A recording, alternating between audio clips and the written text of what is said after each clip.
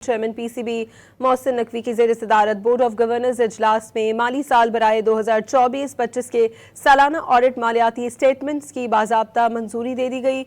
ICC global anti corruption code के मुताबिक PCB के प्रोसीजरल रूल्स की भी मंजूरी दी गई है। मजीद जानते हैं डॉन न्यूज़ के नुमाइंदे गुलाम मुर्तज़ा से। गुलाम मुर्तज़ा, इजलास की क्या डिटेल्स हैं आपके पास?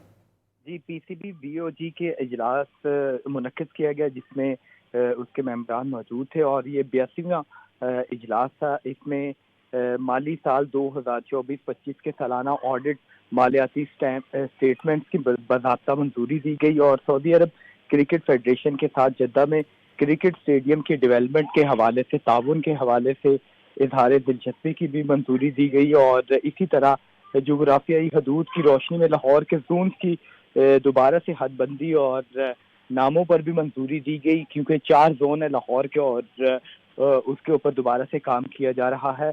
और बोर्ड ऑफ गवर्नर्स का अब्दुल्ला खुरम नवाजी क्योंकि जिन्होंने डोमेस्टिक क्रिकेट के हवाले से 2 साल से मुसलसल उन्होंने स्ट्रक्चर बनाया और उसके इनेकाद में अपनी काविशें दी, तो उनको भी खराज तहसीन पेश किया गया। और इसके साथ साथ जो टीमों की नीलामी है पाकिस्तान सुपर लीग में उसके ऊपर भी इजहार इत्मीनान किया गया तमाम मेंबरान की जानिब से और ये कहा गया है कि पीएसएल दुनिया की नंबर 1 लीग बनेगी। इसमें काफ़ी सारे लोग इन्वेस्टमेंट के लिए दिलचस्पी का इजहार कर रहे हैं।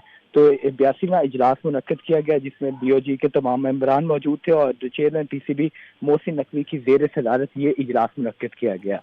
जी, बहुत शुक्रिया गुलाम मुर्तज़ा आपका।